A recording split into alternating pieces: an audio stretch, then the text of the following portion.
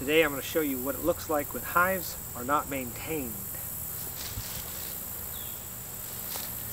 Handy tool for trimming weeds around hives, but only useful if you use them. So today we've got some catching up to do.